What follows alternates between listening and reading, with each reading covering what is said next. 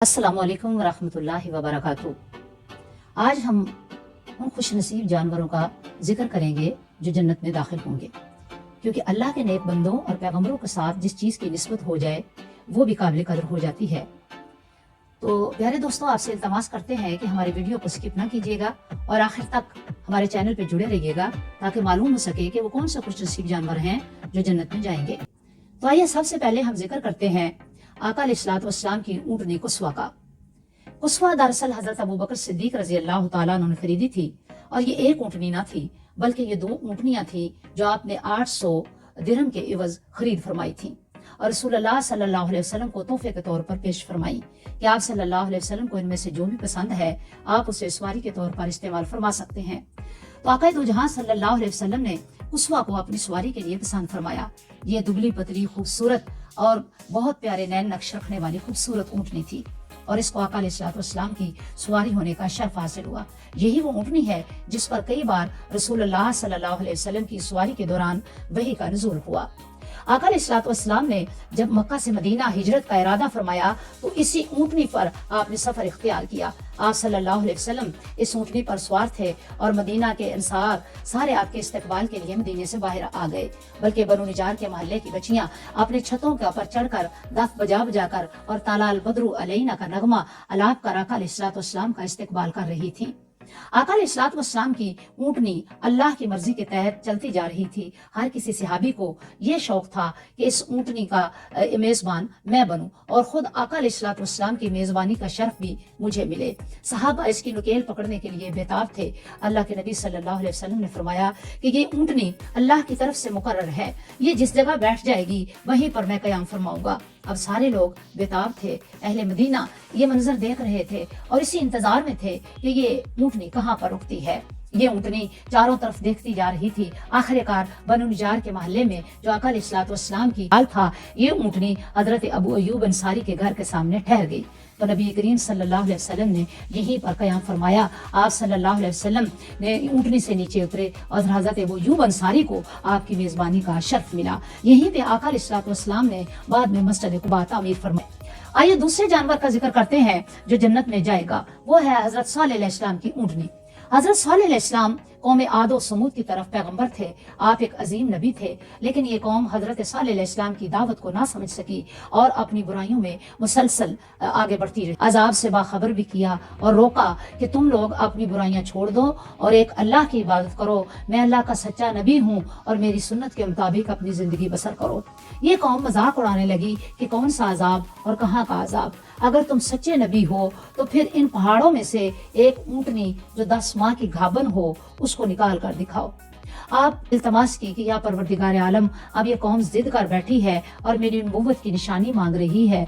तो सारी कौम इकट्ठी थी। देखते ही देखते उन पहाड़ों में से एक खूबसूरत गाभन ऊँटनी नमूदार हुई। इस कौम ने अपनी आंखों से देखा और इस निशानी को देखकर भी वो ईमान न लाए और उनसे बहुत से लोग अपनी पुरानी काफिराना रवश पर कायम रहे। हजरत सालेह अलैहिस्सलाम ने कहा कि तुमने को तो कहा था कि जब ये ऊँटनी हम देख लेंगे तो हम ईमान ले आएंगे, लेकिन कौम कहना मानने वाली कब थी। इन बदबख्तों ने इस ऊँटनी को कत्ल करने का नापाक इरादा कर लिया। इनमें से 2 बदबख्त थे जिन्होंने एक साजिश की। तो हजरत सालेह अलैहिस्सलाम को इस साजिश का इल्म न था। आप अलैहिस्सलाम ने वो चश्मा जिस पे लोग भी पानी पीते थे और ऊँटनी भी पानी पीती थी, तो लोगों ने एतराज किया कि हमारे हिस्से का पानी भी ऊँटनी पी जाती है, जो कि अल्लाह की तरफ से निशानी थी, इसलिए उनको इस पर सब्र करना चाहिए था। हजरत सालेह अलैहिस्सलाम ने 2 दिन मुकर्रर फरमा दिए कि एक दिन तुम लोग इस चश्मे से पानी लोगे और एक दिन ये ऊँटनी पानी पिएगी। अब ऊँटनी एक ही घूंट में पूरा चश्मा खाली कर देती। इस्लाम ने इन्हें बार बार रोका था कि देखो ये अल्लाह की निशानी है, इसको कत्ल न करना, नहीं तो अल्लाह ताला तुम पर अजाब नाज़िल फरमाएंगे। पर कौम इसको मजाक ही समझती रही। जब इन्होंने साजिश करके आगे बढ़े तो एक शख्स ने, इस बदबख्त ने इस ऊँटनी की पूंछें काट डाली। उसकी चीख आसमान पर बुलंद हुई और देखते ही देखते अजाब इस कौम की तरफ बढ़ने लगा। پھر وہ حضرت علیہ السلام کی طرف آگے کہ تم اللہ کے سچے نبی ہو، ہم معافی مانگتے ہیں، توبہ کرتے ہیں، اللہ ہمیں معاف کر دے۔ لیکن وقت گزر چکا تھا، اللہ رب العزت ان کو عذاب میں مبتلا کرنے والا تھا۔ حضرت صالح علیہ السلام نے بتایا کہ میں نے تمہیں وارننگ دی تھی اور منع کیا تھا کہ اس اونٹنی کو قتل نہ کرنا، کیونکہ اللہ کی نشانی ہے، لیکن تم اس سے باز نہ آئے، اب عذاب کا انتظار کرو۔ آپ نے فرمایا کہ جمعرات کے دن زرد آندھی چلے گی، جمعے کو سیاہ آندھی چلے گی، اور ہفتے والے دن ایک زلزلے سے تم تباہ و برباد کر دیے جاؤ گے۔ اب اس قوم کا یہی خوفناک انجام ہوا، اللہ کے نبی کو جھٹلانے کی وجہ سے اور اللہ کی طرف سے مقرر کردہ نشانی اونٹنی کا احترام نہ کرنے کی وجہ سے یہ بدبخت قوم ہلاک کر دی گئی۔ تو یہ دوسرا جانور ہے جو جنت میں داخل ہوگا۔ تو آئیے اب ذکر کرتے ہیں اس تیسرے جانور کا جو جنت میں جائے گا۔ وہ حضرت ابراہیم علیہ السلام کا وہ بچڑا ہے جو آپ نے ملائکہ کے آنے پر ذبح فرمایا تھا اور ان کی ضیافت کا اہتمام کیا تھا۔ یہ ملائکہ وہ تھے جو حضرت لوط علیہ السلام کی قوم کی طرف عذاب لے کر آئے تھے۔ تو سب سے پہلے حضرت ابراہیم کے پاس آئے اور آپ کو حضرت اسماعیل کی خوشخبری سنائی۔ تو آپ نے انہیں انسان سمجھا اور بچڑے کو ذبح کر کے اس کو بھونا اور بھونا ہوا گوشت ان کے سامنے رکھ دیا اور فرمانے لگے کہ اے میرے مہمانوں یہ کھانا کھاؤ۔ تو انہوں نے بتایا اے اللہ کے نبی، ہم فرشتے ہیں اور ہم اس کھانے سے پاک ہیں، اس لیے ہیں۔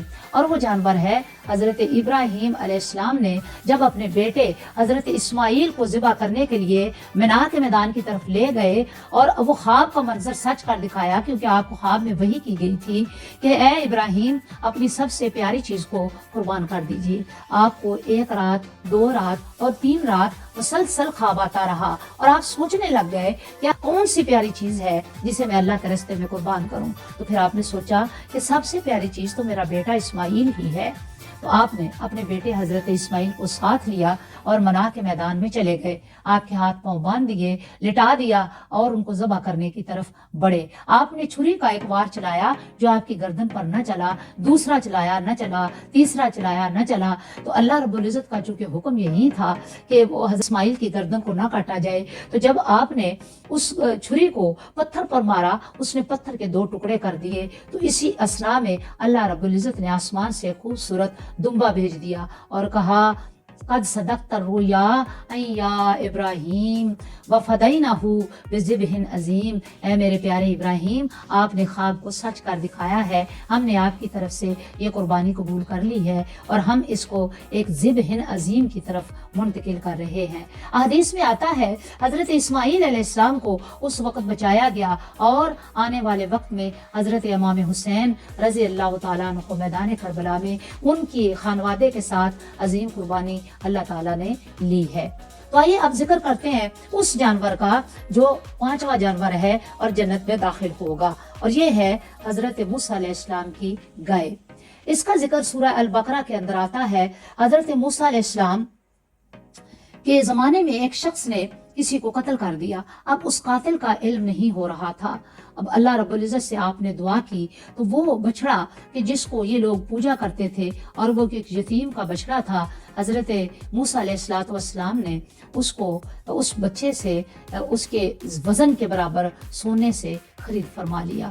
اب جب وہ بچڑا خریدا گیا تو لوگوں نے کہا کہ نہیں، یہ تو گائے ایسی ہونی چاہیے، ویسی ہونی چاہیے، اتنی اس کی عمر ہو، اتنا اس کا وزن ہو، ایسی وہ دکھنے میں لگے۔ تو یہ سارے سوالات کرتے کرتے یہ قوم ان سوالات میں گرفتار ہو گئی اور اللہ رب العزت نے اسی گائے کو، اسی بچڑے کو جس کی وہ عرصے سے پوجا کرتے آ رہے تھے، اسے ذبح کرنے کا حکم دے دیا۔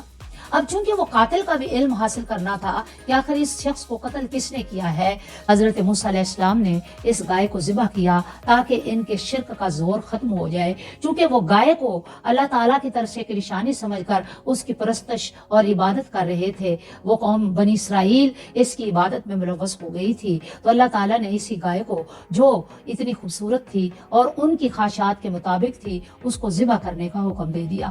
جب اس گائے کو ذبح کر دیا گیا تو اللہ تعالیٰ نے حکم دیا کہ اس کا ایک ٹکڑا गौरे के जिस्म के साथ उसको मस किया गया तो वो मुर्दा उठ पड़ा और उसने उस कातिल का नाम बताया कि मुझे कत्ल करने वाला कौन है, और फिर बाद में फिर वो मौत की नींद सो गया।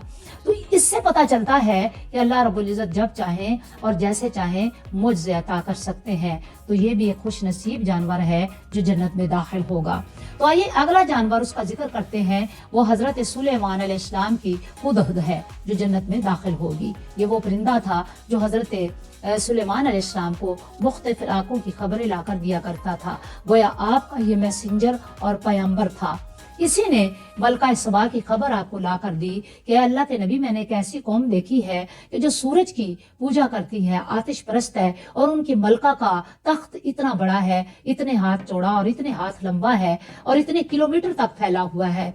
हजरत सुलेमान अलैहिस्सलाम ने इसी हुदहुद की खबर पर मलका सबा का तख्त अपने उस जिन को कहलाने के लिए कहा जिसको आसिफ बिन बरखिया कहा जाता है।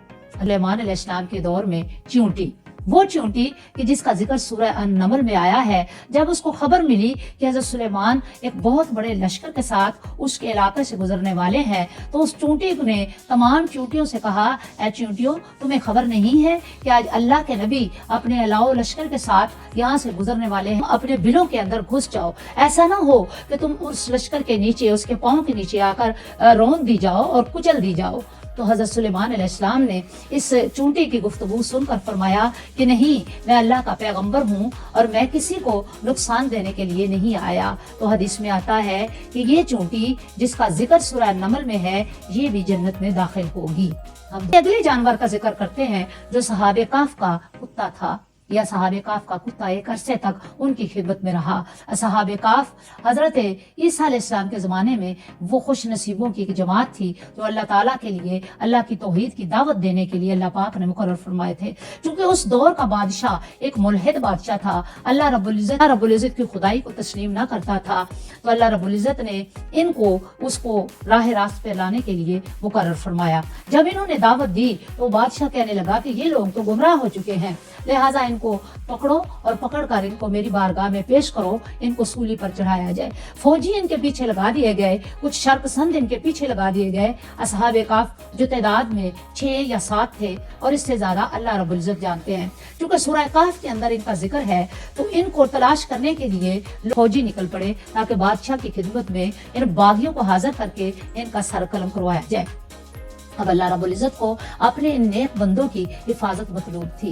उनको अल्लाह ताला ने एक गार का रास्ता दिया और वो गार में जाकर आराम करने लग गए। कुरान पाक बयान करता है कि 3 या 350 साल तक ये सहाबे काफ उस गार के अंदर सोए रहे और ये सोना अल्लाह के हुक्म से था। अल्लाह रब्बुल इज़्ज़त ने उन पर नींद गालिब कर दी। ये कुत्ता जो उनके साथ था उस गार के मुंह पर, इसके दहाने पर बैठा इनकी हिफाजत करता रहा। 300-350 साल तक इन असहाबे काफ को अल्लाह ताला अपने करम से करवटें भी बदलता रहा और उनकी जिंदगी की सांसें भी जारी रही। जब उस बदबख्त बादशाह का जमाना गुजर गया तो ये सहाबे काफ उस गार से, उस नींद से बेदार हुए और ये अल्लाह का हुक्म था।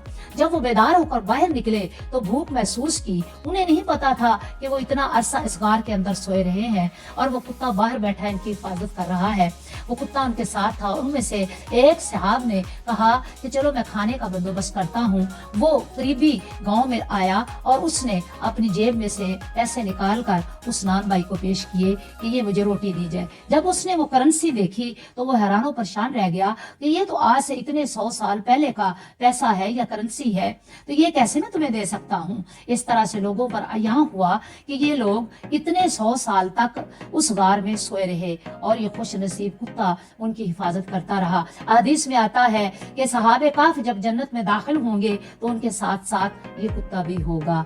हम दुआ करते हैं कि परवरदिगार आलम अपने नेक बंदों के साथ निस्बत रखने वाली इन चीजों से हमें भी मोहब्बत अता फरमाए। आमीन। अस्सलामु अलैकुम व रहमतुल्लाहि व बरकातुहू।